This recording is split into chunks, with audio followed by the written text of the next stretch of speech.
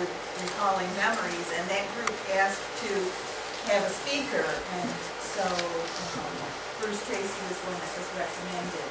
I see several of the people that were here the first time, they've come back, so it must be we were successful in February. And if you like what you hear today and want more, Bruce Tracy, back there by the projector, does several programs on trains, and all we need is somebody to be interested, and we can find the venue for that program. Also, this is Herb Tracy. He's a guest of Bruce's and very knowledgeable in trains, and also is the author, the author of this book. And I'm sure we can find ways for you to purchase this if you give us your name. And you'll also find Bruce's name in the back as a consult. Yeah. Or the spark plug that worked along with her. So, do you want to say anything about this, Herb? What can I say? Whatever you wish. I wrote it. Well, it is a history of the Auburn branch, actually.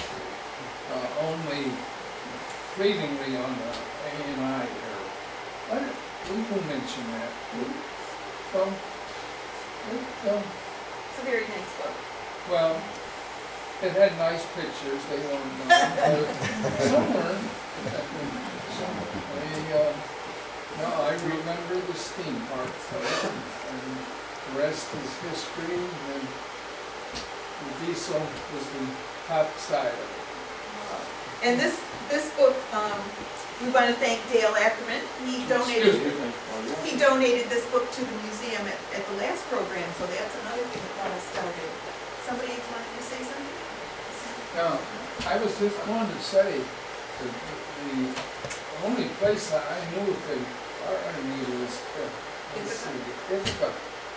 The wet historical. They were going to republish. So you can inquire there, or if I get any information, I'll pass it along to you. Okay, that would be great. Yeah. That's the DeWitt Historic. They got them in the gift shop. Right, I've seen them just recently. So they got a few left. But if you want to order them through us, we're always They have some of it, I think, of Bruce. Yeah. Yeah, okay. we can pick up a copy. Yeah, so you can order it through us, order it through them, and or you can even sign this out from us too. So just want to read it. Okay? Thank you. Bruce, does anyone else have any questions? Our train display is in the one-room schoolhouse. There's coffee, tea, something to eat after the program, snacks, so help yourself. Hope you'll take a look at that. We always welcome donations or membership sign-ups, and that's all I'm going to say.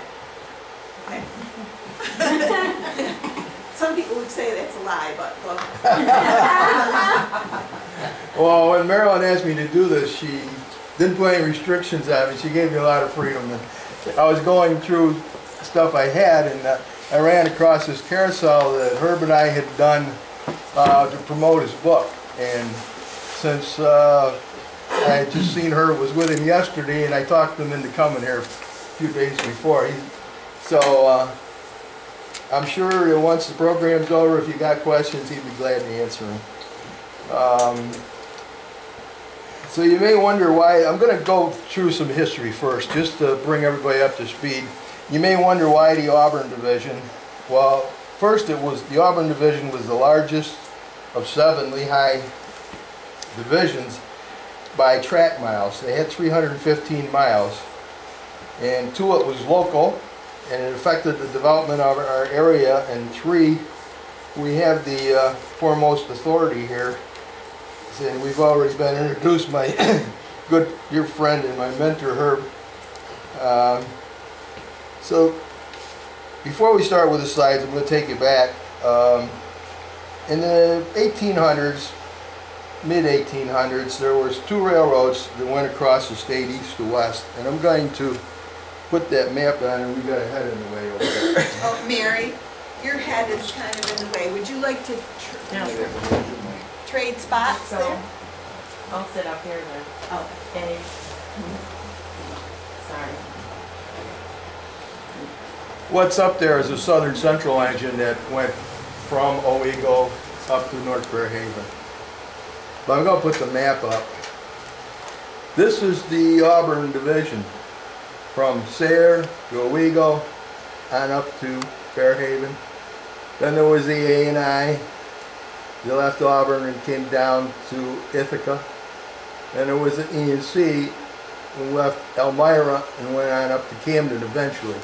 And Herb's got all this, a chapter on each one in his book. But there was only two east-west railroads. There was the New York Central that went through Auburn down here. And there was the Erie that went through the south along the Pennsylvania border. And but there were no really north-south routes.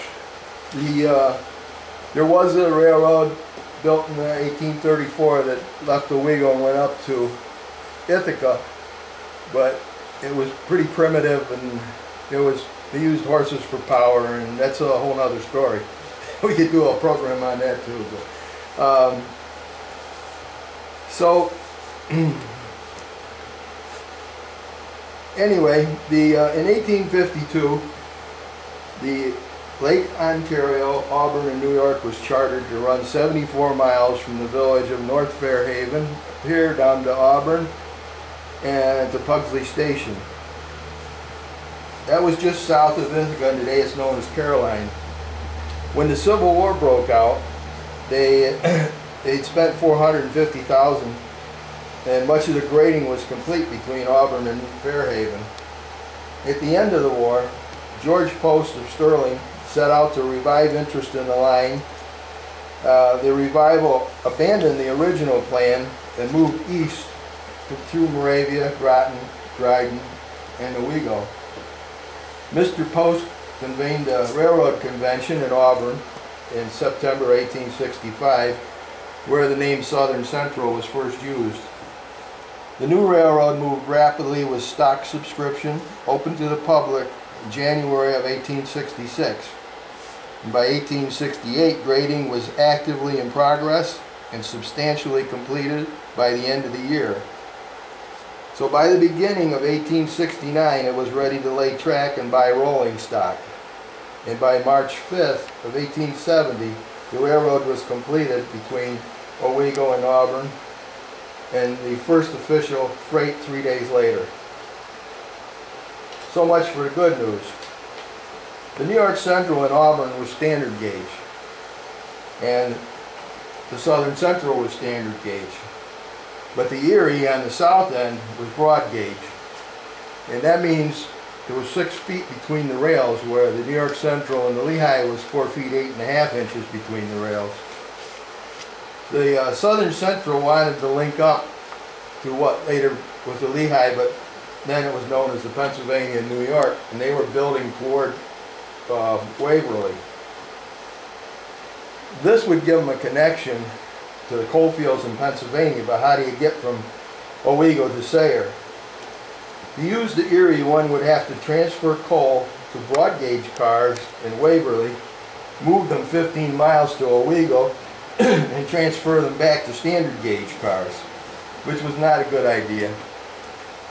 But one could lay a third rail between the broad gauge, but then you can only move when the Erie doesn't want to. The best idea was to build a standard gauge railroad between next to the Erie, between Owego and Sayre. But they used up all their money. The Lehigh was cash rich from coal sales and was looking for more markets, and this was the perfect solution. So the Lehigh put up $500,000 required to build it, and this is how the Lehigh got its foot in the door to the Southern Central. By January of 1871, the first coal train ran from Athens to Auburn. And during the summer and fall of 1871, construction continued to North Fairhaven. And December 1st, the first special train was run to Fairhaven, and George Post drove the Golden Spike to market's completion.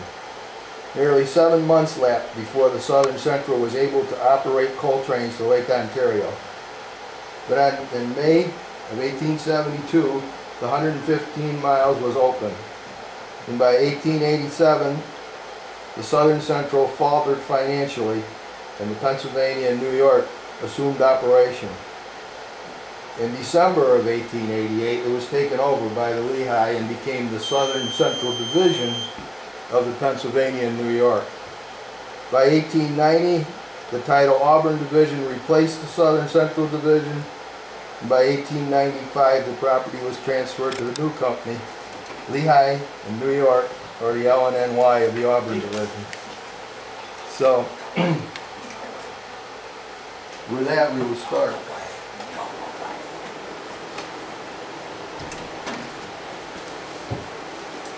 We want to dim the lights or anything, or the map looks better than the slide.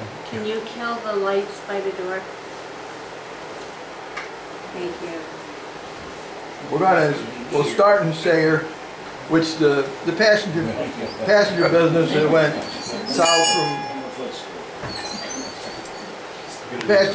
south from Auburn would have transferred in Sayre. Let's see if I can sharpen that up. Okay. Let's find my button here. We'll get going.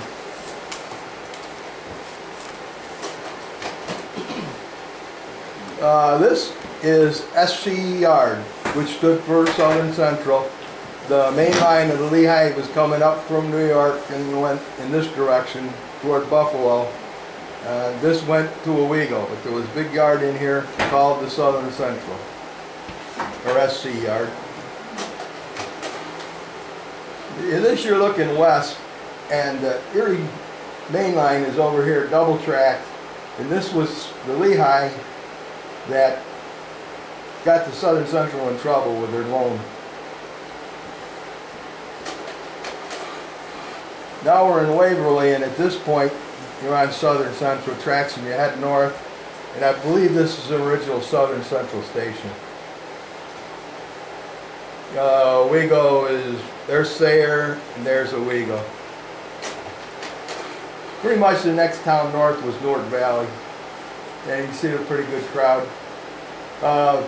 If they had county fairs and stuff, they would really draw a big crowd, which may be the case here, or circuses brought in people, anything to get together.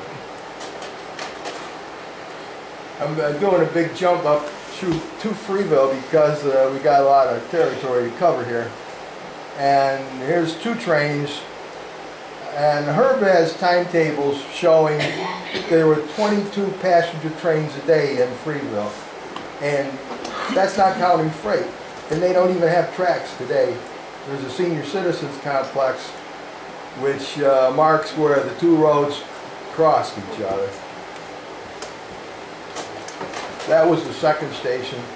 Then we'll move up to Groton.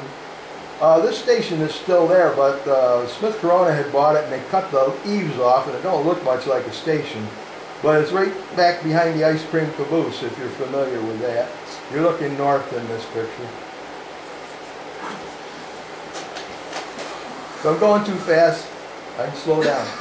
This is Smith Corona, which is gone, and they were a customer. There's the name on the roof. And the Lehigh is right, that bridge I think is still in there, and going up through here.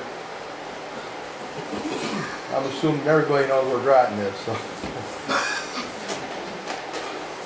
There's a picture of Locke and cold storage building down here. You're looking north, which is west in railroad parlance.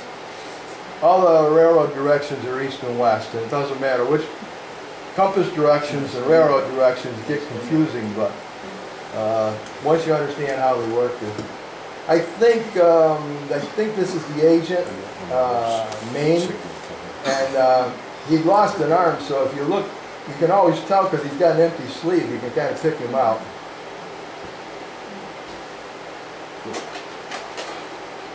Here's Moravia. There was the station right here, and Wheat Brothers, and they had a couple. This is was where he came down from the station from. By the way, that was the first paved railroad or street in Moravia. It was from Main Street 38 down to the depot. Moravia was the largest buckwheat shipper on the railroad.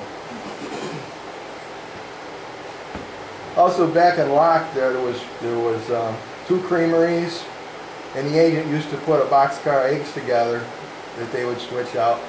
The milk business was pretty brisk up until about 1948 when they started shipping everything on trucks. Sheffield was just be up north of this building there, the old Agway. But because of the fires here, it's hard to you get pictures and it's hard to figure them out. You got to know which fire it was before or after.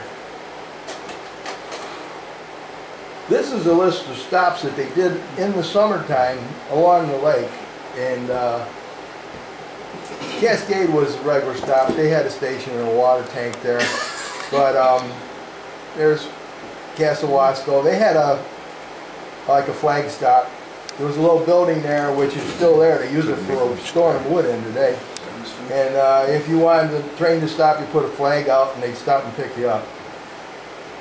One of the interesting things I found was, and I got from one of these meetings, was a lady that lived along the, and she said, on the west side they never noticed the train. I mean, the noise was nothing.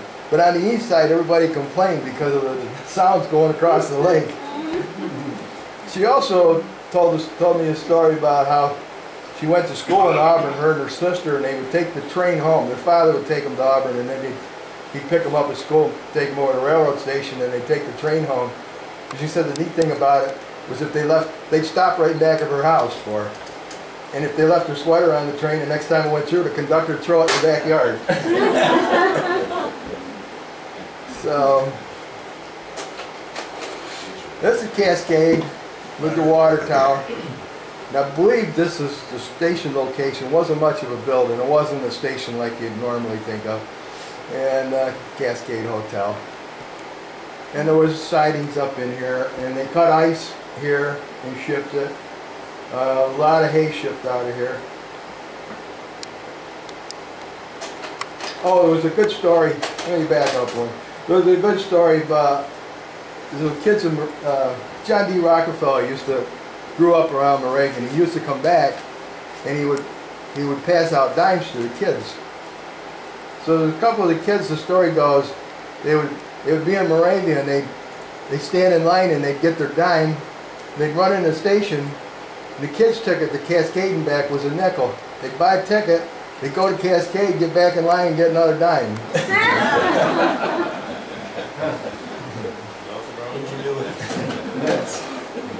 This is the water tower there, and Jim Lathrop told me, he's still alive, he's done in the nursing home. He's from Auburn, and he ran steam up through here. They're pushing the snowplow, it's just right there. But this water tank used to freeze up, and he said they dreaded getting water there because there was a flexible hose with a steel rod on the end, and they would plug it into their steam line on the train, and the fireman would have to stand up there and jab that steel rod up the downspout, and when the ice broke loose, he'd get soaked, and he'd be miserable the rest of the day. Now we're up to Ensenor. That's the Ensenor Hotel, and there's a 2000 coming down from Auburn. Herb can take a look at this and he'll say, oh yeah, that's an electric light. That's after they transferred from kerosene to electric.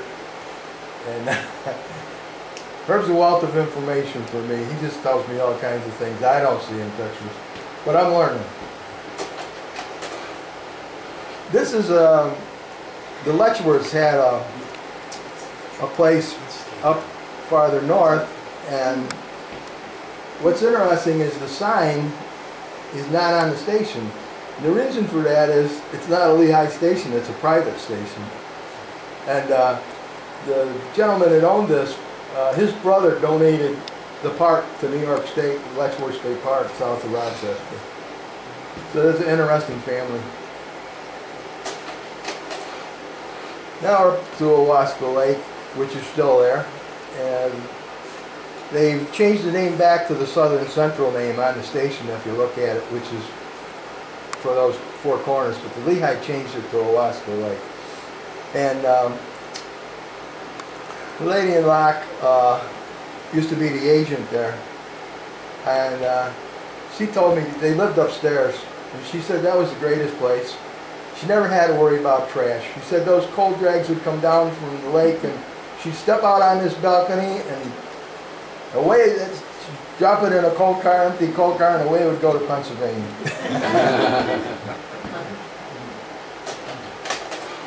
This is one of Herb's pictures, and here you're coming into Auburn. The station is here.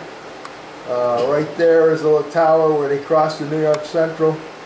The Finger Lakes, where the Finger Lakes is currently, they moved it to the north when they put the arterial in. So it was further south, and that controlled that interlocking. And these tracks went on up to Lake Ontario. Then over here you got the roundhouse and water tank, and then there was, this went downtown. The original Southern Central station was down about where there's a motel down there. Can't think of the name of it. Between the arterial and Super 8, is it? when the Southern Central was operating it. Let me move over here. My back just doesn't take that for an awful long time. When the Southern Central was operating it, the passenger trains would come up and run down to that station, and then they'd have to back out and then continue on up north, and then coming south, they'd come down and back into the station. And the main reason for that was because it wasn't built up out here when the Southern Central built it in the 1870s. So they got the station down closer to the center of town where there was more activity. Is that the building that's still there along the arterial there? Part of the roundhouse is still there. Yeah. Oh yeah, I always wanted to. It's not all complete. There's only part of it there, but that's where it was. Well, complete, except I think one stall got burned off. They don't still have the.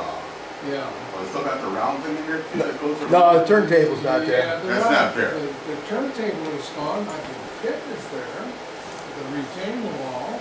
I just go by, it looks like a place that they. Yeah, nobody bothers you to go in there. Walk there, I think, Cooley Satellite owns it now. Elko was bought the depot and tore it down for parking space. Now we're up to Weedsport, and there was several connections with two other railroads here. You had the West Shore and the New York Central, and they would.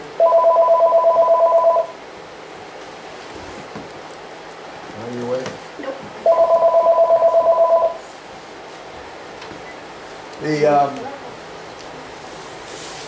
They would cross over, and then they would back coal trains down into an interchange with the New York Central, which is in the area where the Thruway is today. And when the Thruway opened that in the early 50s, that cut that supply off because the coal traffic up in North Fairhaven had already kind of just dwindled out to practically nothing, but there was still good coal business interchanging with the New York Central. But with the Thruway wiped that out, and that kind of ended pretty much most of the traffic north. This was that yard. The Lehigh tracks would have been over here, and they came. This is their interchange track for the New York Central.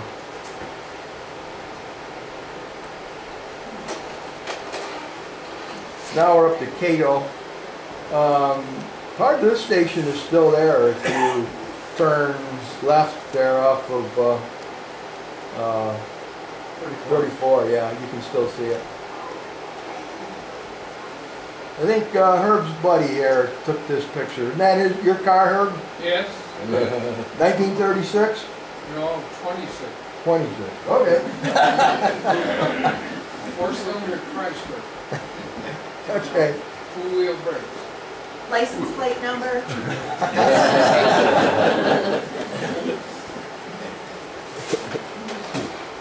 Now we're up to Ira, and looks like you got bread here.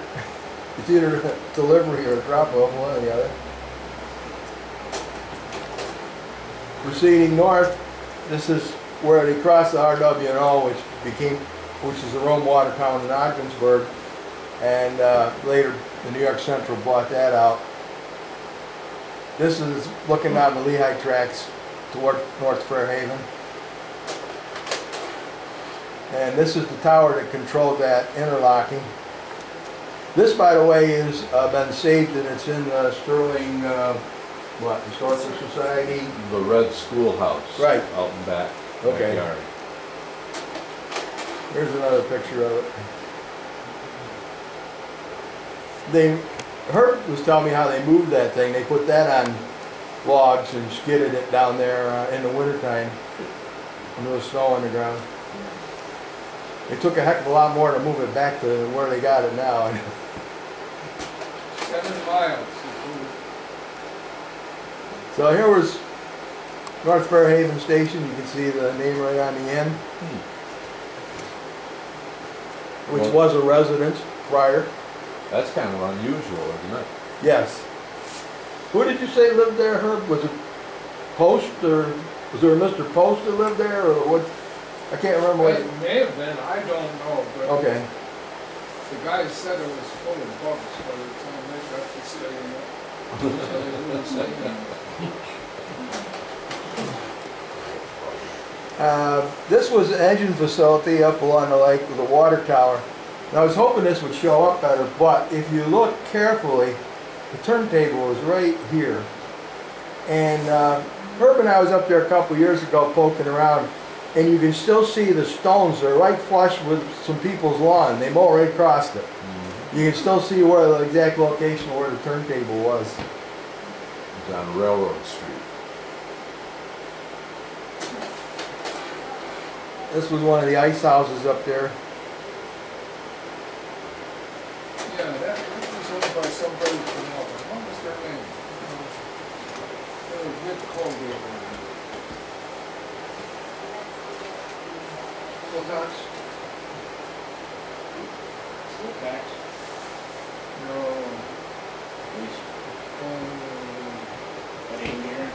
They owned a big ice house right along. I'll think. I imagine there was passenger service up to the park there in Fairhaven, pretty close to where the coal bridge and everything was. Did the Lehigh do passenger as well? They did Okay. way back, yeah. Okay. One of the things that's kind of interesting is the ice business was a really big business up into the 30s. And when we had winters like this and there was no ice, they used to have to ship it in from out west to supply the demand here. Here's the coal trestle going out. You can see a mast of a ship out there ready to get loaded. This has got a very interesting history to it. It's taken from the water, one of the ships.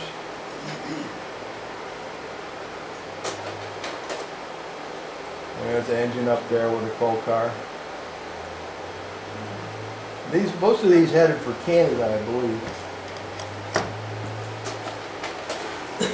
And of course they had a few accidents at the end. They got carried away and went too far. That red schoolhouse has a model of that inside. Okay. This is the Catherine T. Wilbur. Catherine Wilbur was the wife of the president of the Lehigh Valley. And in the wintertime, this was the Lehigh Valley tug that moved the boats in and around the coal dock there. And it was one winter that they put it in dry dock and painted it. And the local paper had an article about how the Catherine T. Wilbur had her bottom painted. And that did not go over with Catherine, and the name got changed to Cortland right after that.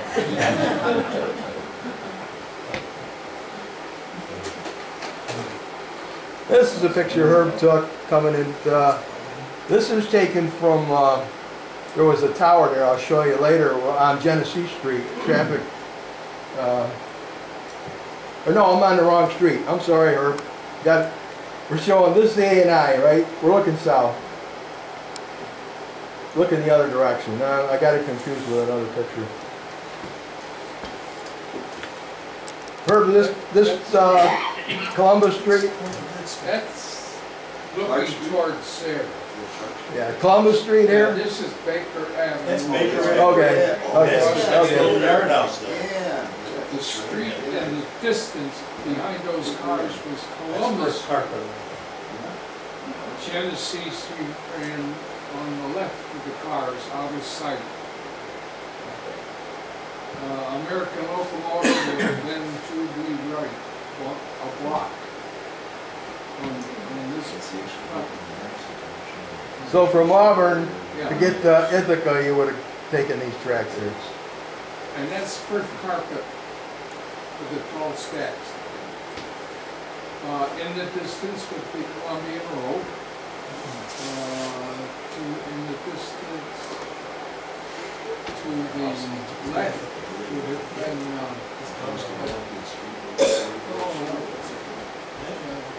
they were forging customers. Yeah. Clap. Yeah.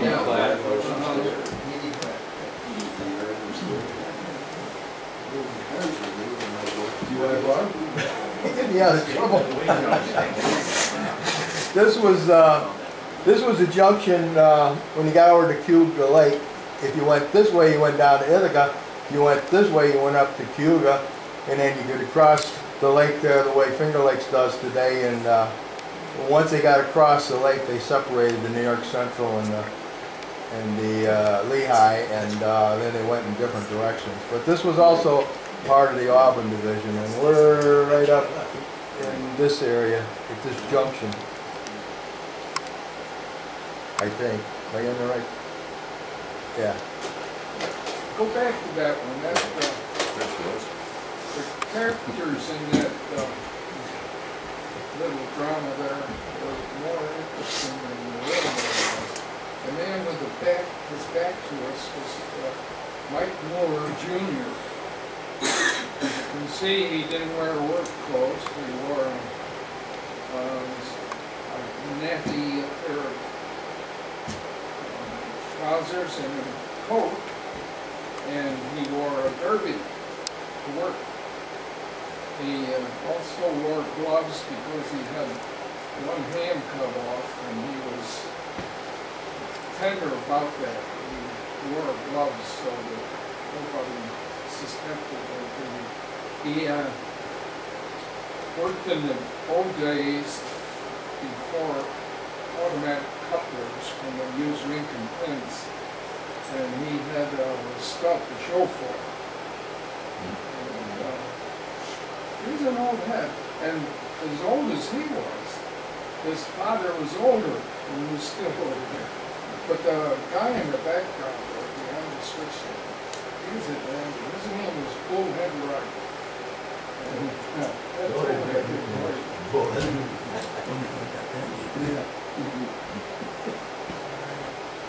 Okay. Okay, we're down in Aurora now. This is toward the end when they were finishing up with the coal business at Wells College. And the Lehigh didn't want to deliver down there. You took this picture, Herb? Yeah, I must have. That's Cayuga Lake on the left. The coal cars are on the lake shore. Now, that engine took 20 minutes to climb its way up through those weeds. That's the steep man of Wells College. She's just going to go up. So many leaves on it. That grass was slippery, slimy, and finally there was an engineer who thought he'd either make it or break it. But he just went in there and turned it on and let her go.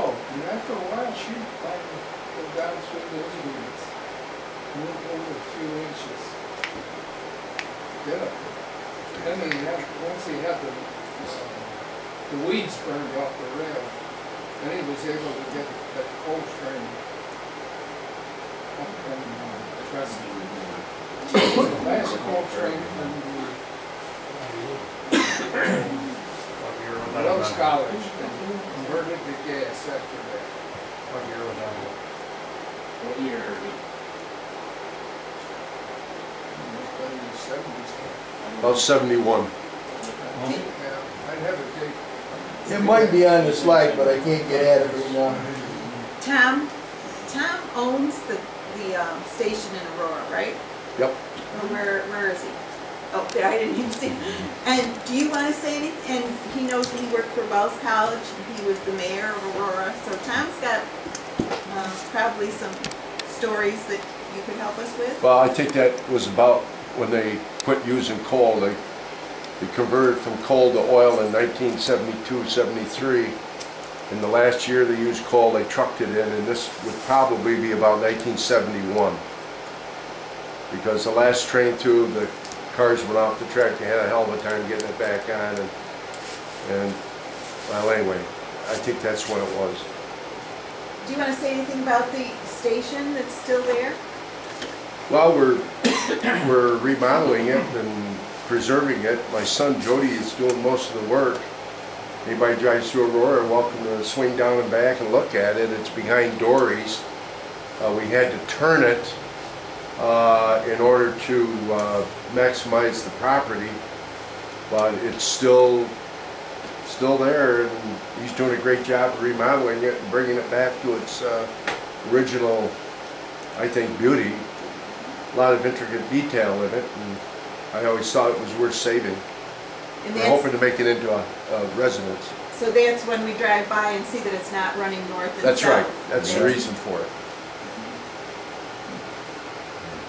But it's looking pretty good. Got a long way to go yet, but we're good. This is down in King Ferry, and there's quite a story with this picture. There's double headers coming up, which I question why they would do that, because it's at grade. And Herb told me quite a story, and I can't recall it all. He tells me too much stuff. About how the Lehigh was trying to show that the line up through Moravia was not profitable, and they started shipping everything this way. And I don't know, you remember that story, Herb? Oh, well, it was rather simple. They had, let's see, they ran from Sayre to Auburn directly. They were running on Southern Central. If they came up here, they were running along the lake. They came here good, and then went into Auburn. They were running on Bugle Lake tractors. So they diverted their coal trains to this, but it was much more difficult railroad. With some heavy grades on it between Tunchi and Auburn. Well, it just was not a happy time. I had, there were several guys I knew who worked at those conditions there, and they didn't like it. Eventually, it was strictly a financial move between the two railroad companies. They finally ironed it out. Back between Sayre and Auburn directly.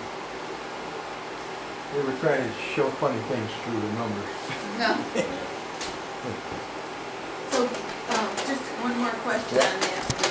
So Dave, is that building, is that the one that's still down there? I don't think so.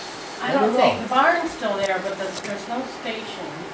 The station's gone down. Didn't the station get wiped out in that flood? Didn't they have a flood down there that took a number, did a number?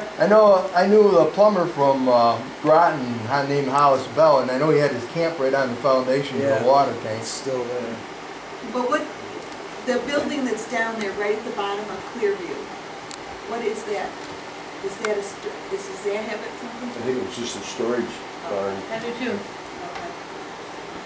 So would this be west of here? Yes. Is it just run along the lake there, that steep drop off Yeah, there? if you- That if was you a go natural formation and not blasted through? If you head west on Route 90 where the Triangle Diner is there, if you go straight rather than and turn off of Route 90, it'll take you right down to where the station was, that road. And it's a pretty steep hill down to get down to lake level. Cliffs began right outside of Ithaca, next up just south of Leadville, and they continued all the way to this point right here. After they left here, the cliffs started. I have a easing question up about off. Long They used to Point. have bad mudslide, and that was not a good piece of railroad. Yes. Did they make the stop at Willits and Long Point? I mean, it's hardly a mile between the two. But yet, Jackson said that they unload passengers and freight at Long Point Hotel. And yet Willits is only just up the road, you know, where Conoco starts there. And Mr. Mitchell said that you can see still the supports of the pier or something that went out in the water there. And that they stopped there at Willits. And she still has a sign that says Willits, which I take it is a railroad sign. Yeah, it's listed on in some of the stations along there, I know. But there was, lots of times there was flag stops, and they wouldn't stop unless there was somebody there. You know, they, With the flag up. yeah, you put the flag out and the train would stop, and you take the flag down, put it back in and climb on. And they were like three-sided structures. I talked to a woman up in Utica, and she used to go to school every morning that way. Put the flag out, and they stopped the train. So that was kind of standard procedure. As you go back into the 1800s, when there was less traffic and stuff, and everybody was, those short distances between stops wasn't a big deal, I don't think. Like the lady on the Wasco Lake there, I mean, they'd stop and let her out in her backyard, her and her sister, you know. It was a real matter of convenience. It was altogether different. It would just seem odd because Mr. Jackson, they attributed his death to being run over by the train. I don't know. It seems like if you're taking care of the train, you know enough to stay out of the way of it. That's what my I was actually. I thought they said he was killed, but that was beside the point. He was murdered, but I don't know. Looks like circus posters on the building there, doesn't it? Wish we could read them. And this is Ludlow, it's Salt Works there. This picture was interesting because between the two programs, this picture's in your book, right? I believe, yeah. Yeah, and after the last program, the Flummerfelt family came, and they recognized this right away as being his grandfather right there on the left. And they were just very surprised. Which one, standing up? Yeah. All the way over here? Yeah. Okay. And it gives his name in the book too, but they were just thrilled to find this picture in your book. Okay, I don't have that information, I'll get that from you. This is interesting locomotive. The other guy standing to the right, standing on the pilot, This one? yeah, that was Beecher Flummerfeld. Oh, that's the one then. Yeah. Okay. Let's see. Now, we never had any predecessors or successors that worked on the railroad. Okay. A lot of railroads call this Mother Hubbard, but Camelback, excuse me, but the Lehigh called them Mother Hubbards. And they're interesting because when they were burning hard coal, they needed a wider firebox. And the fireman was back here, the engineer was up here. And I assume the fireman could walk back and forth, but they can't walk. They also call them the Widowmakers because when the boiler exploded, the engineer was sitting right on top of it. they outlawed these in New York State, and they were still running them down in Pennsylvania after that. And if you continue down, you come into Ithaca. And I don't have a slide of it, but I had a picture of the motor car that came down from Auburn into Ithaca, and I showed it to Herb, and he looked at it and he says, what do you want to know about it? And I says, is the motor car arriving or departing? So he looked at it and he says, it's arriving. I said, well, how do you know that? Well, what would happen was they would come down from Auburn and they'd hit a switch and they'd back up to the station. So if the front was here, they were arriving. Then after they discharged passengers, they'd turn it and the front would be facing north, and then they would back out and head back for Auburn. So, like I said, get all kinds of neat information from Herb. I think down in Ithaca, didn't they turn them out wide? Yeah, there was a Because they while. didn't have a, they didn't have a turn. This was the predecessor to the E&C, the Elmira, Portland, and Northern. And this was the UINE, the Utica, Ithaca, and Elmira. And this was the line that Ezra Cornell invested so much money in and just about lost his shirt on. This was the Elmira station. So we're starting now down, let's see, where are we? Down here. And we're going to take this line up to Freeville and on up through. Camden, New York. Dave Marsham wrote a really nice book on Elmira, Portland, and Northern. You can see there's a keystone or a stone there that says E&CRR Company. It's in that engraved right over those two arched windows. That station existed until through the 1970s. And they built a highway through it. I would have rather had the station. I was reading the prospectus on this railroad, and there was some really bad grades and trestles, and if you read the prospectus, it tells you the elevation in Elmira and the elevation in Portland, and they're about 40, maybe 40 feet difference over that much track. They don't say what was going on in the middle. This prospectus made the railroad sound so good. You'd be getting your money out of your pocket to buy stock in it. Anything you want to say about this one, Herb? No. Okay. No, it's Early passengers. It's got to be one of the big bridges up at the, up the gorge there.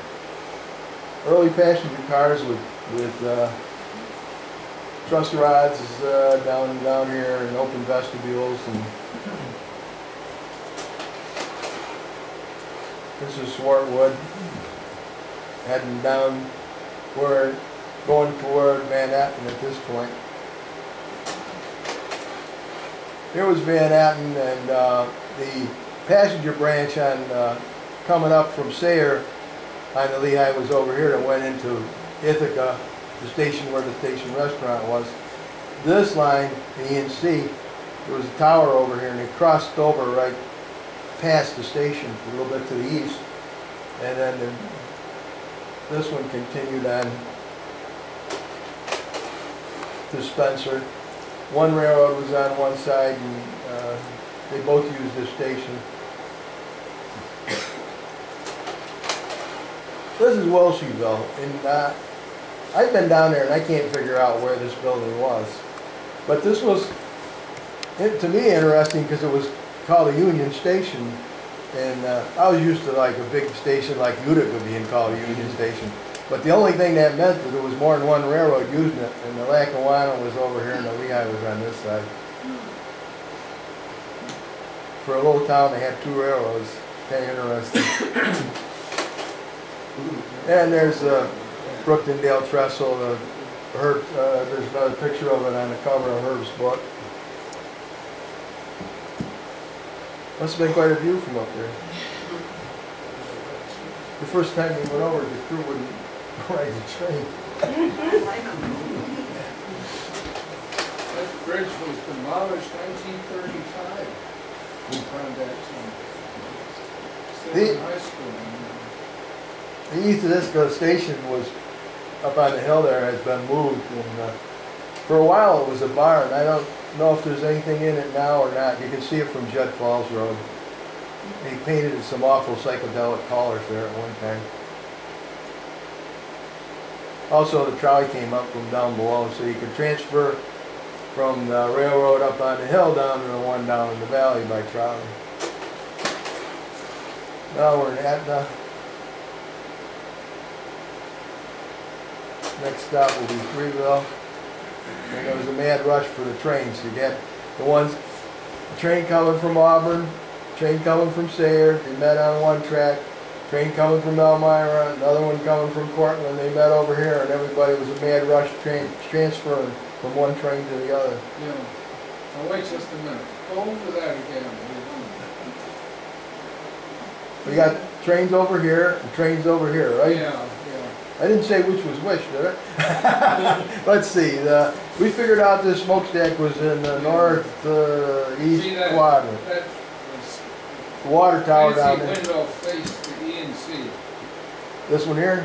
Yeah, that faced the E&C. You Okay. can see the E&C water tank down there. Yeah. And that's So this would be the Elmira to So Portland. this front, yeah, would be E&C. The one behind the station would be the LNY from Sayre to Auburn. And then they cross right back at that water tank. And that's where the senior citizens is today.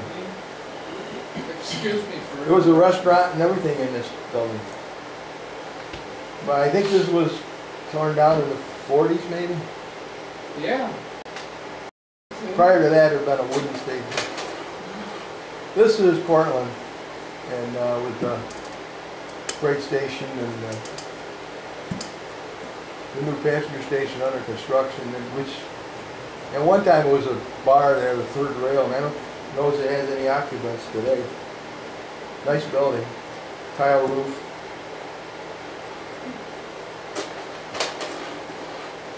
Truxton, the villages, I think, moved their offices into that, and it's, I haven't stopped there, but I know they restored it.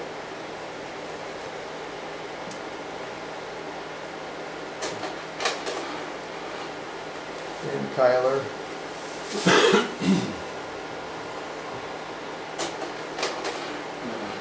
The Rider, which is station's gone. This is what was, they transferred people to hotels and stuff with these things. They would be waiting for the train. So after the horsepower, they put them on truck bodies or car bodies, and they build them out of wood. And I ride track cars around different railroads, and I was out in Michigan riding, and we were stopped for coffee, and the guy pulls in with his, they're called depot hacks. He pulls in with his depot hack on a 1925 Ford chassis, and I went over and started talking to him about it, and he said, "Your luck is for sale." And I said, "Really?" I got my wife over there and I said, "Look at this thing." She says, "Yeah, okay." I said, "I'm going to buy it." And she says, "Oh yeah, sure." So after she left, I said to the guy, I mean, he gave me a price. I didn't know whether it was high, low, or I didn't even know how to drive a Model T. And so anyway, he gave me a price, and I says, "What do you guys have down?" Because I knew once I left there, I was someplace in Michigan, I didn't know where I was, and I didn't know where, I'd never see him again. And so he says, "What do you got?" And I look at my wallet and I says, "How about $100? He says, "Close enough." So he wrote me a receipt, and I got home and sent him the money, and my son and I went out and brought it back.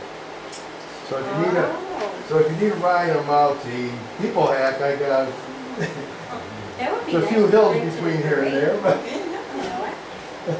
Did you put it in parade? oh yeah, I've run it in lock several times. And Wow. they're parade. Yeah, if you want it, let me know. We want Yeah.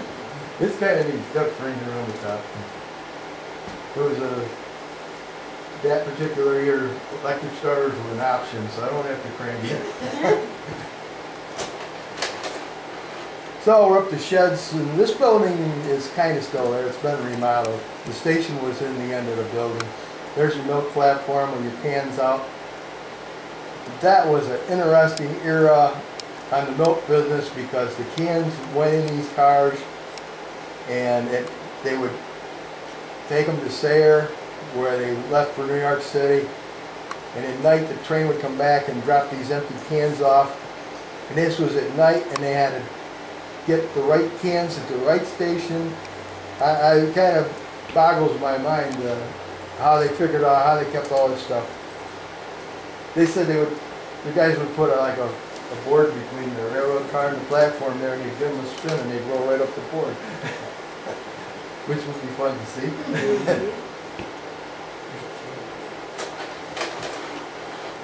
There's New Woodstock, and one of the things I just learned recently is this is a wooden snow fence over here. You're getting into some serious snow country north of here, between here and Delphi. There was some cuts up here that were really bad. I've got pictures that were taken by a friend of mine, Harry Talda, that was an engineer on this line, and those snow things would make a program of their own. My dad was running, he was a fireman on one of those trains, and they got stuck in the cut with a snow plow. Yeah. And he spent 2 days at a farmhouse till they could get it built up. Yeah. I think Harry Tallador was with him. Yeah, I know they worked together. I know Harry was always talking about them, but I never met your dad. But Harry took me up to Auburn. I met Bill McLean, and I knew a lot of the engineers, but I never met your dad. This is in Delphi, and the creamery there. You can see all the cans out. I've never been able to locate a picture of the depot here. But I know there's one there, but I've never been able to find a picture of it. And this is Rippleton, and if you just on the south side of Casanova on Route 13 going into Casanova, you'll see the Rippleton Road. And the Lehigh was crossing the West Shore at this point, and another milk can. And this building still exists. It's been moved to a farmer's field, and it's not in very good shape. It could be saved, but you can see the window for the agent to keep track of the trains coming both ways.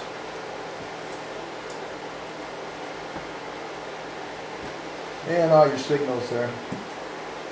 This was started out as the Syracuse and Shenango, and my buddy John Tavy, who owns the Munnsville Railroad Station, he and Jim did a book on this one. And then John and I had done a prior book on when railroads went to the beach, which was Sylvan Beach. And The agent would be paid by who on that? pardon? Who would the agent actually work for back there on where they cross? That's a good question. Usually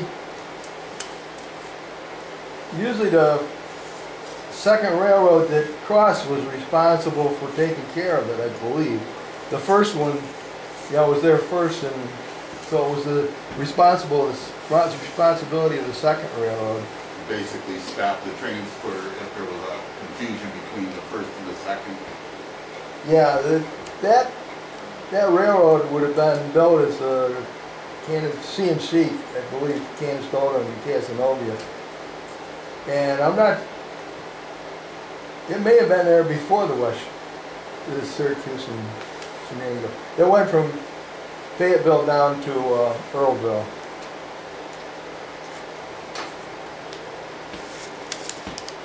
So you can see the snow piled up on these things.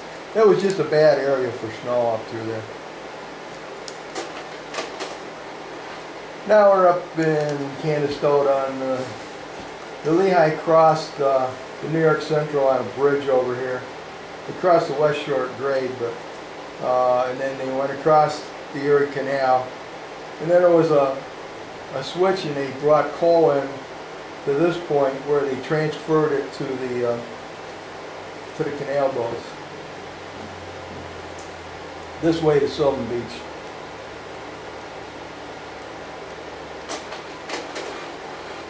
This was the South Bay Station, and there's quite a series of pictures of this wreck. There was about 3 or 4 engines plowing snow. And at South Bay there was a highway crossing right there, and they'd been hauling ice all day. And flangeways filled up with ice.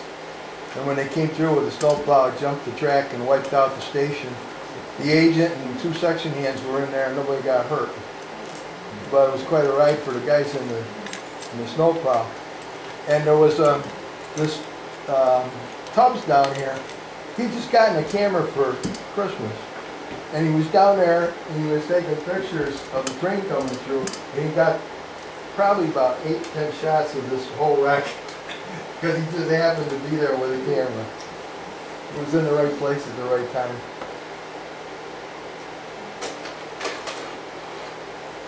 This is a picture that was in our Sylvan Beach book. This is a E&C on Myra Cortland and Northern on the tender there, you can see it. And they would come down, I don't have a map here, but they would come down and then they would back into this area. If you're familiar with Sylvan Beach, the canal would be behind it here. The canal was not there at that time, it was the Wood River. And once they put the canal in, they shortened all this, and they couldn't do that anymore. They had to change this arrangement. But the passengers would come up and get off here and take a boat across the Wood River to get into the picnic grounds at that time, later amusement park up there. And the O&W probably transferred more passengers there than the Lehigh ever did, but they had tremendous crowds there. It's just amazing. They had run excursions, like on the New York Central, they come in from Schenectady, a whole trainload, and they transfer in Oneida and head up to the Sylvan Beach. And then they'd have like hot pickers, things up there, all kinds of ceremonies. Now, that's about as far as we're going. It did continue on up to Camden where it met up with the RWNO. We're going to jump back down to Auburn. And you can see the Columbia rope sign over here. And there's the gatekeeper for Genesee Street.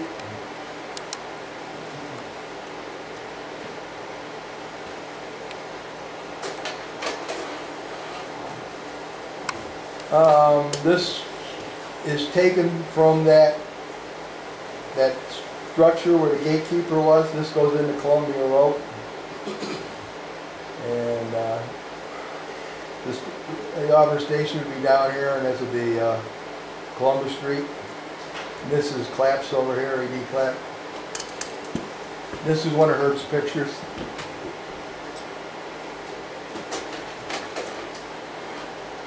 And this is coming into Auburn train. Arriving, right, Herb? Excuse me, that would be the north end leaving. Leaving? Okay. Yeah, he's just pulling out of the hole there. See the way he's working that engine? Is this the track going to That's the A&I. Okay. To the right is to Ifka. And the photo would be, the back end of the photo would be towards there. Right.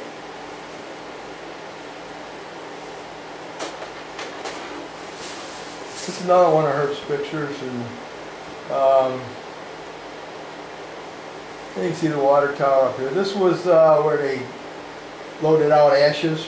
Yes. They had ash dump over here, and see that crane there? They would load out into the ashes from the steam engines into the cars and use them for fill or ballast or whatever. Anything else you want to point out in there, Herb? No. Well, Okay. that's an old picture, huh? That may be before the roundhouse fire. Here's another one of Herb's pictures. I think we may have showed a similar building. There's the roundhouse, the station, the tower for the interchange, or the crossover there with the New York Central. A lot to see in this. That's one of those gas tanks where they kind of inflated like a collapsible cup. You know, when you put gas in them, they ran on rails, those rails up and down. They're kind of neat. So now, one of these tracks runs somewhere near a race course? Where? Canandaigua or Finger Lake, somewhere where they raced horses? Would any of these run that way? The only reason I say that is because when I first went to work in Auburn at the post office, Yeah. they talked about being at the station. Everybody was reading the racing forms as they were heading to the track. I don't know what track. Yeah, that was a racetrack there north of Canandaigua. Yeah, there wasn't any railroad tracks very close to that. The New York Central, which would have continued on to Auburn, and Finger Lakes runs that track to Canandaigua, and then it turned north and went into Rochester, but Conrail ripped that out. So you can't go, today you can't go very far out of Canandaigua on those tracks. Well, these guys were old. I mean, Okay. you know, they were ready for retirement, and I was really young. So, Okay. you know, that was a long time ago.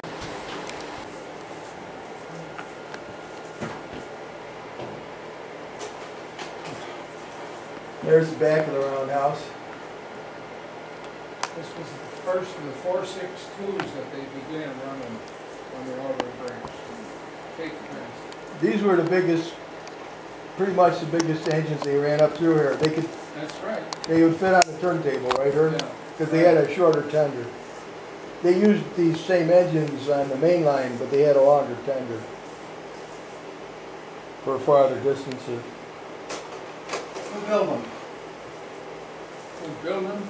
Sayer, they built them in Sayer shops, weren't they? They may have been built by the Lehigh. I don't know. It wasn't important. This was an engine that, They said the Lehigh built them when he provided the parts and sent them. this was an engine that was stored in that roundhouse. This was part of the Wasco River Railroad that ran across the Wasco River, and it was the third railroad in Auburn. They serviced industries up the hill there, you know where Wegmans is. They went up that hill. There was a lot of industries that were water powered up there originally. Osborne Street. And the Lehigh and the New York Central owned it jointly, and the curves were so bad and steep there, it required a special engine to do it. These type of engines would have been primarily used for logging railroads, but this one came out of New York City. It's like a shade. It is. It is a shade. And it came from Rochester, New York. Apparently there was a brewery there that was closed when Prohibition came into effect. We had a couple of those left. And they ran them to the Lehigh. Lehigh kept one in Auburn, two in Auburn, so that they would have one that was left. They had a bad, like, always clanking parts. They couldn't get them to clank.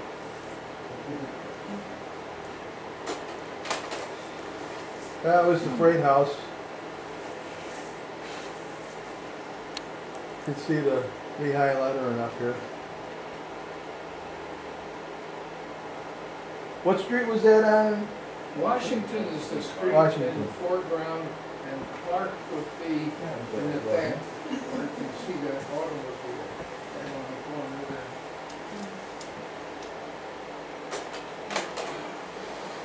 there. There is a little bit closer up view of the station, and these are the passenger tracks. And you see the roof lines in here.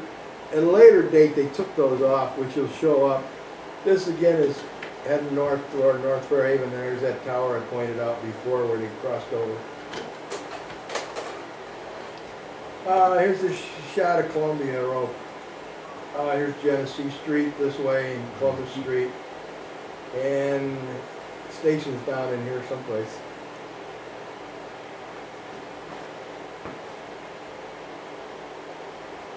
Yeah, I'll tell you the streets if you want me to.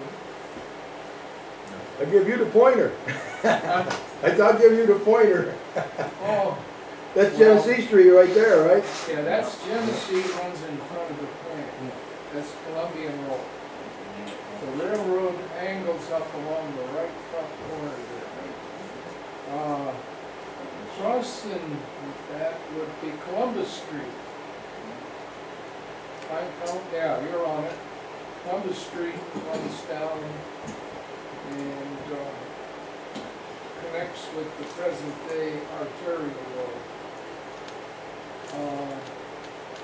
It's still Columbus Street.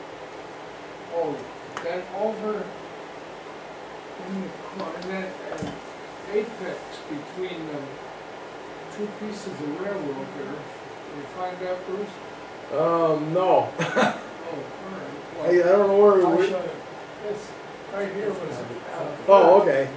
that was first carpet. Okay.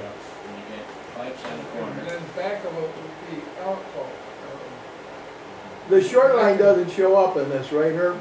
Huh? The short line doesn't show up in this picture? Short line. I don't think it's far, it covers far enough west. The Columbia Road, that's all gone. Oh, that's short. Yeah. There's nothing left there, right? It's E.D. Clamp there on the corner. Right in here. The short line would have been up in here.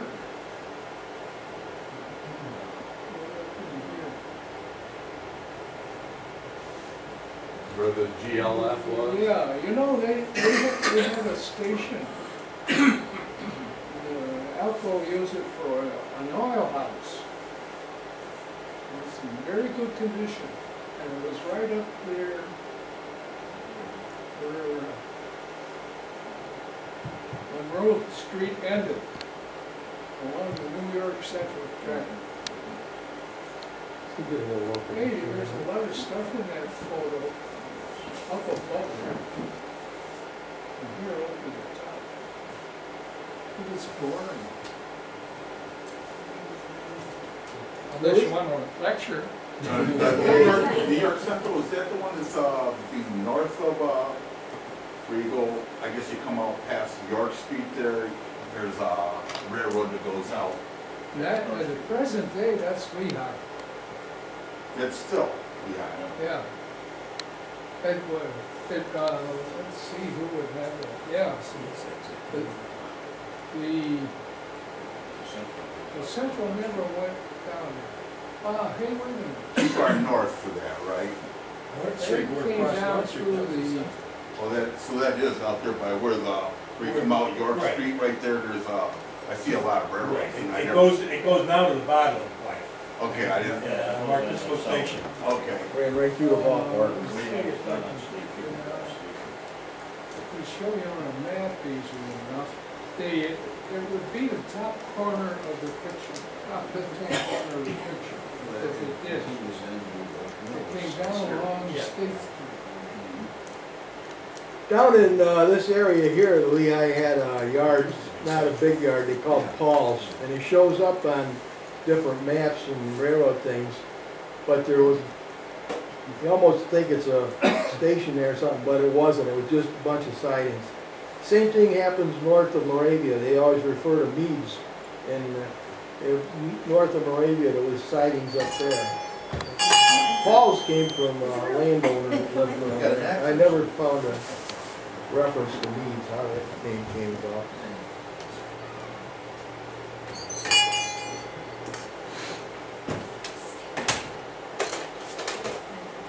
Whoop, went the wrong way.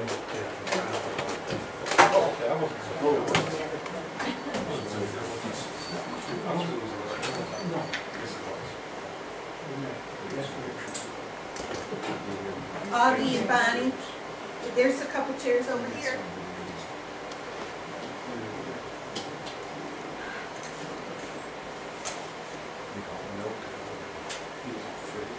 This is the gas electric that replaced the steam engine, ran down to Ithaca. And one time they also went to Sayre, but that didn't. This would probably be the Ithaca train. Herb knows by the numbers of them, and he's told me, and I don't. But I'm sure this is the Ithaca.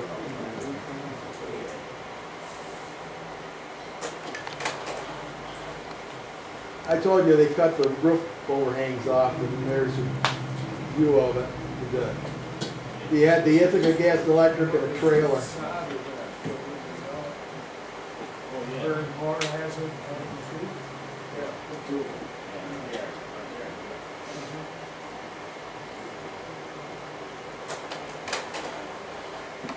This is the New York Central crossing right here, so you're looking south. There's the roundhouse over on this side. And the bottom part of this was all for general public. And then the upstairs was all people that ran the division. And then up on the third floor was engineering, where they kept the draftsmen and engineers and the maps and stuff for the line. Why two switches there? Why what? Why the two switches? Two switch stands, right?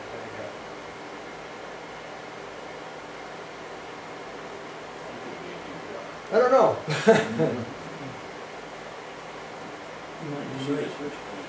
You're talking about right here, Jim? Yeah. And it got unusual markers on it. It's like a rather top. They could be a derailment. Those are deep, those pattern rectangular wheels. Why two of them are? Why two of them together? Yeah, but they're Lehighs. There's central, there's the central. That's the central? Right behind it.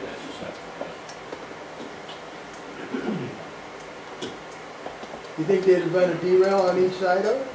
I don't know. And then you can see a third Lehigh further down there.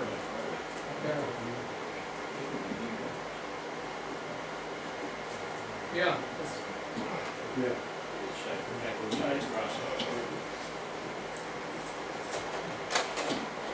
This is taken from upstairs in the office. You're looking south there. Here's the passenger tracks. Yeah, that was a busy corner there. Actually, before American locomotive was built, you know? Residences along that street. There's the building controlled gates on the road, Herb, or that us? Yeah, the Gate gate tower? tower's there. Yeah, okay. And you see they kept the Rex train over there too. Over in here? Yeah, right. We just went over some spare cinders and the caboose for the Rex train. There? Okay. And then ahead was the crew car for the Rex train. They used to keep a snowplow over there too, didn't they? So Yeah, could be.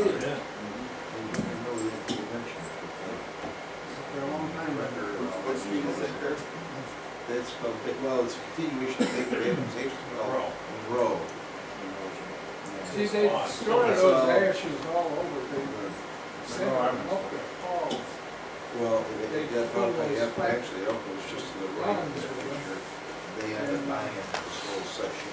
Same all winter, and then in the spring when the railroad went to hell, they found out wherever there were holes in the little bit.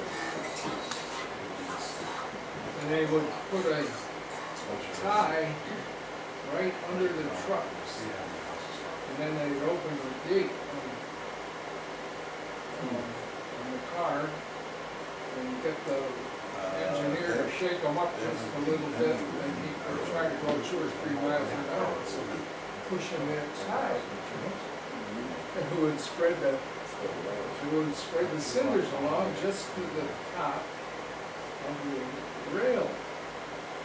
And then they'd have the guys come along, pick and shovel all in. Geez, that would mean every time they Something like a shoulder, sharp, and right up to the shoulders.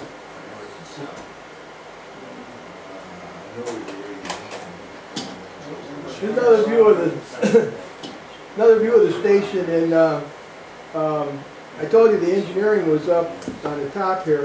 You see a little Yeah. track right out here. There was one on each end, and what they would do was they had a little like wooden table on with wheels on it, and a rope, and there was a pulley out on the end, and they would take their linen drawings and put them over light sensitive paper, and they could tack them to that piece of board, and they'd pull it out, and the sun would develop them into blueprints for them. So there's one of the early copiers right there. Yeah, there was a lot of business up there now. Down the lower end there is where the dispatches for the Auburn division was. And they had the division. And these two stones,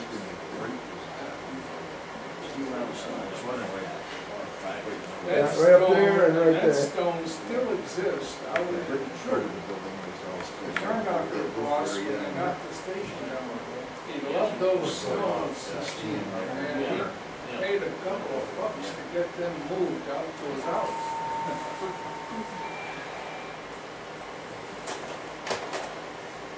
And this was the end of the station. Yeah, that's the end of the station. 1960, 61.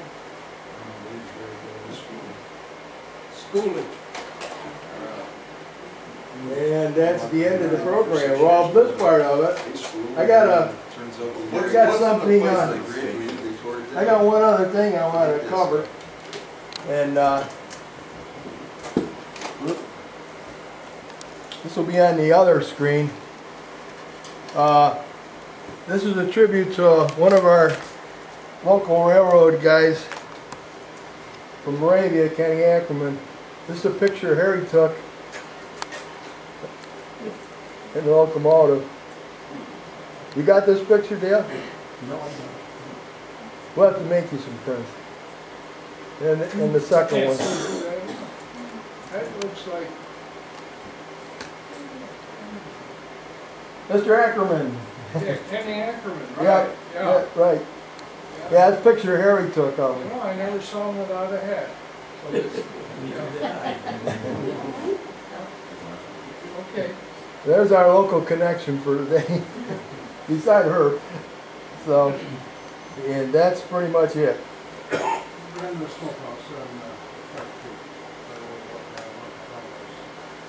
We'll go back one, Herb. There he is with the hat on.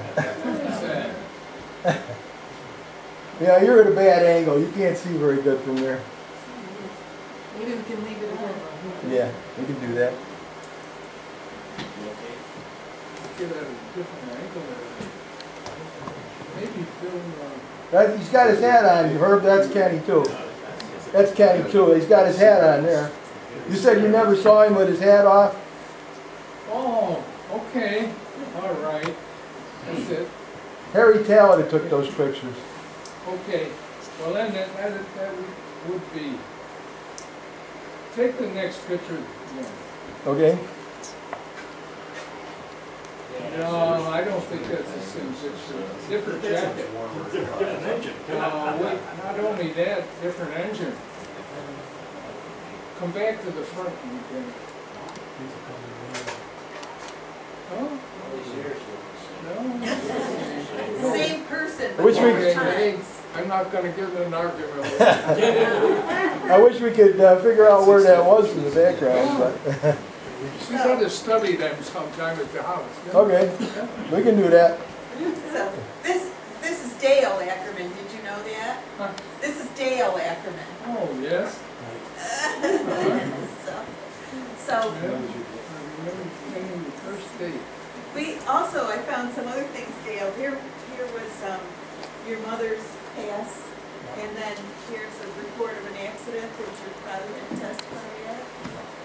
All of that stuff. So we got lots of local connections. Tom owns the Aurora Depot, and Mary, your father, was what? was the agent that we got to and for a little while. Okay, and then Rosie, your father Yeah. was, Robinson. was the post, He was was the, the station agent at Aurora and postmaster. Or he was at Aurora, but he was also at Atwater. does anybody else have relatives that were on the Lehigh Valley? My father, Your father's name was? Harry Golowacki. My grandfather. Just me. So, see, carrying it Herb's- down a few generations. Herb's father was a signal maintainer. Came up from Bethlehem. Okay.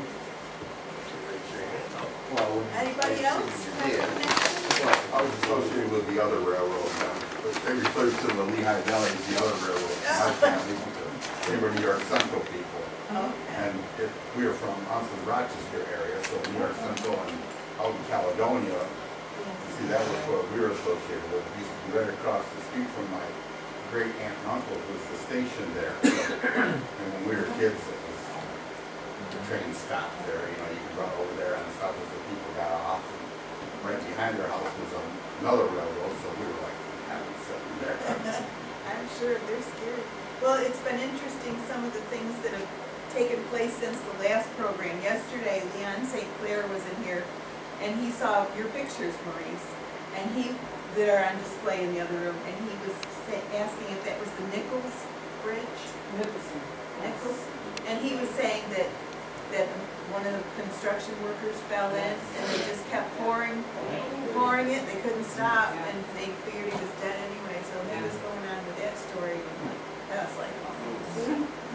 So, but Maurice, It's really scary driving down that road at night, because all of a sudden it's big arches come up. They're big. I just love being here and hearing some of the stories that have taken place between our two programs. So Maurice and Sue have pictures on display in the other room too. Anybody else got anything they want to share? Tom, your station is on display in there. Yeah. Take them now, would you? That doesn't look very good. No. Much better now. Well, you know, I have to do a little plug for some of our future programs because Vicki and I noticed yesterday, in April, we're having a Mind, Body, Spirit event here, and we've been learning about orbs for paranormal investigation, and they were showing this, that digital photography tends to pick up these orbs now.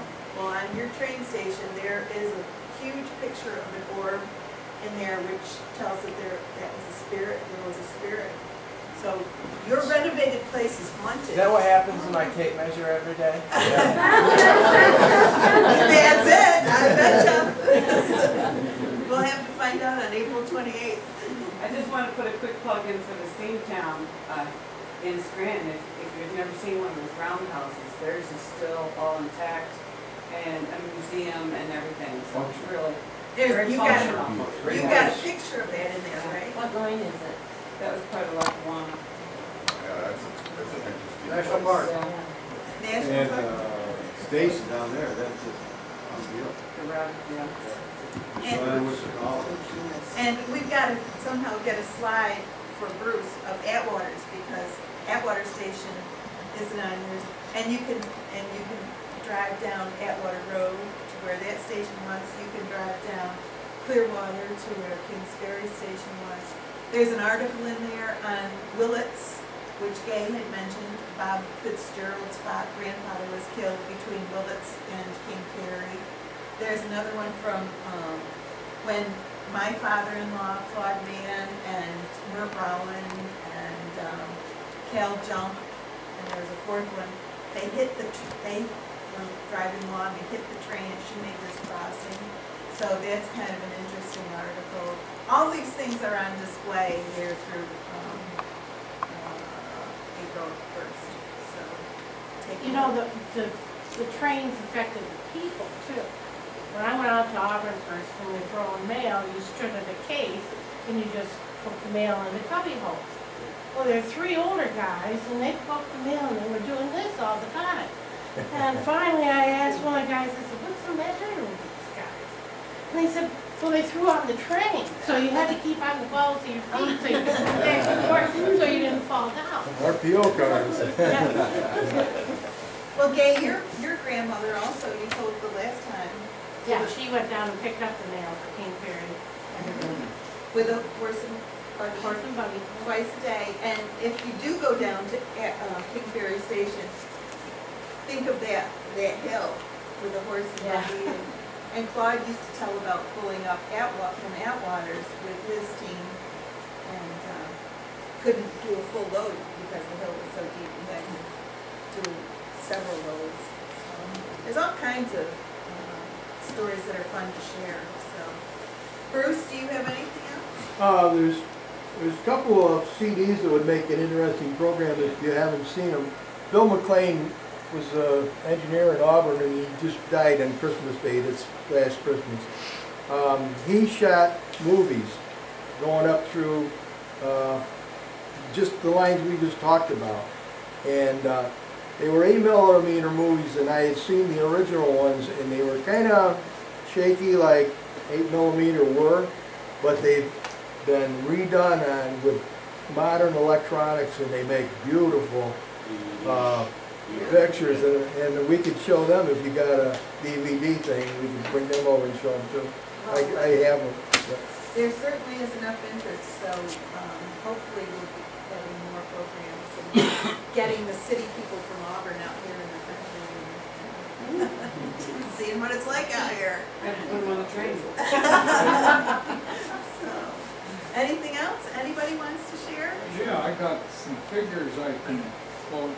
About 1900, the Auburn Division had 50 engines assigned to it permanently. We used only one division. It had 2,000 employees in various crafts. That is, they think of it, engineers, and so forth. But there were carpenters, painters,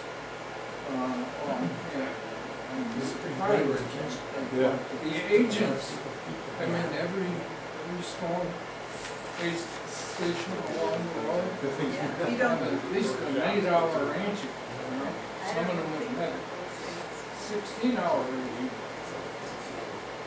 It's surprising amount of, I don't know how many guys were employed in the roundhouse there. I would say 10. I can remember one was 3 or 4, yeah, that's kind of good. Well, I hope you'll stick around a little bit because I'm sure people have got some things they'd like to ask you specifically. Okay. All right? Or Bruce, or anybody. Some of the most fun times are the socializing, grab something to drink or a muffin or something, and I hope you'll come back for the next one. Thanks.